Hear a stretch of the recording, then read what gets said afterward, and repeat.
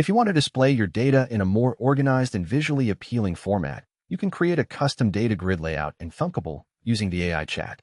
A data grid is useful when you want records to appear in multiple columns instead of a standard vertical list.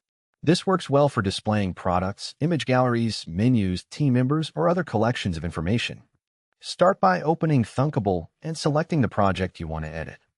Once the project loads, navigate to the screen where you want the grid to appear. Instead of manually creating rows and columns, use the AI chat to describe the layout you want. For example, you can type a prompt such as create a 2-column data grid showing product images, names, and prices. The AI will analyze your request and generate a layout based on your description. After a few moments, Thunkable will create the grid structure and arrange the records according to your prompt. If your app is connected to a data source such as Google Sheets or Airtable, the AI can also use that data to populate the grid automatically. Once the layout is generated, review the design in the preview area.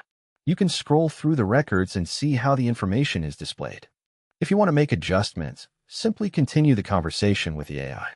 For example, you can ask it to increase image sizes, add more spacing between items, display 3 columns instead of 2, or include additional fields such as descriptions or buttons.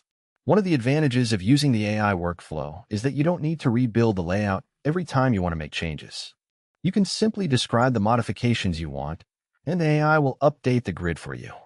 Custom data grids are especially useful when displaying large amounts of visual information because they allow users to view multiple records at once. This can create a cleaner and more modern user experience compared to a traditional list layout. After you're satisfied with a design, preview the app to make sure the grid displays correctly and that all records are loading as expected.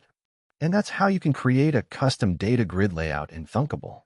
Simply open your project, describe the grid you want using the AI chat, review the generated layout, and continue refining it until it matches the design you're looking for.